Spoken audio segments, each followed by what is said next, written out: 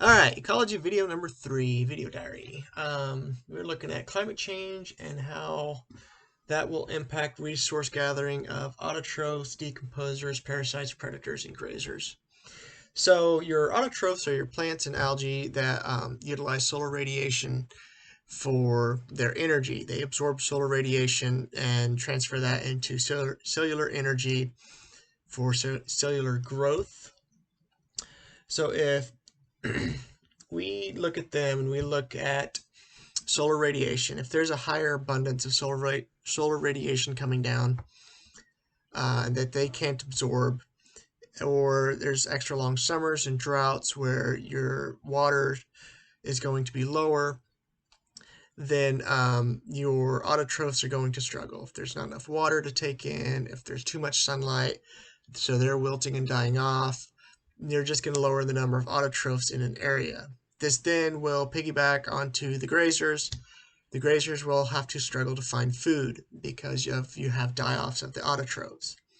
So your grazers will be getting sick and dying, or your grazers will have to completely move to new locations to find other food sources, maybe locations that aren't as strongly affected by climate change. So you're going to see this shift in species moving to where food is easier to obtain. Your predators then this is just the next step up. You're going to see the same thing happen to them. They're going to get sickly and die off from a lack of food, or they're going to follow the grazers. This then will affect new ecosystems. You've got new competition coming in, more grazers trying to find their niche partition in the new ecosystems, and new predators coming in that maybe the natives aren't used to hiding from.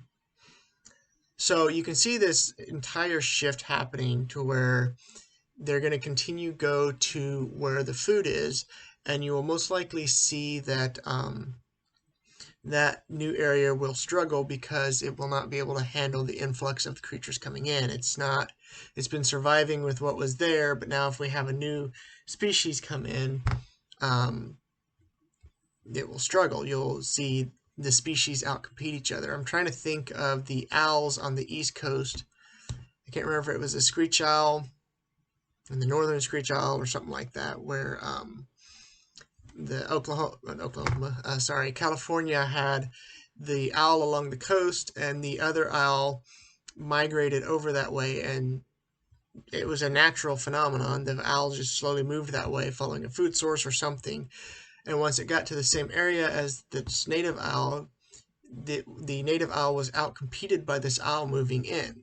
And so there's actually, I wish I could remember which owl it was, but it was an owl that is endangered now because another owl just happened to move into the area and took over the feed source and was able to outcompete it and cause this other owl to die off.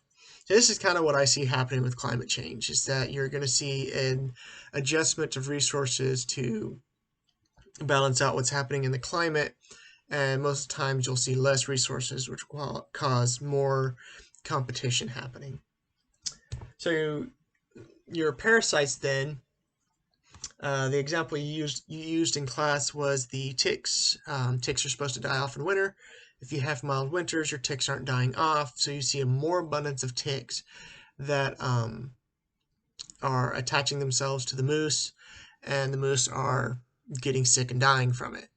I think this could probably happen with a lot of insects, mosquitoes. If you're having longer summers, you could potentially see more mosquitoes showing up and spreading disease and that sort of thing. So, yeah, I think that's where climate change will really affect the parasites, is you don't have the cold winters killing them off.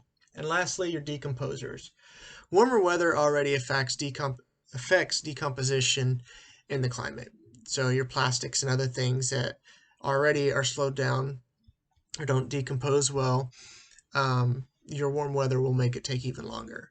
You also have your microorganisms that live in the soil. If they're used to a certain temperature to survive, and you've got temperature change happening, then you're not going to decompose at a good level either, which could limit resource in the soil itself.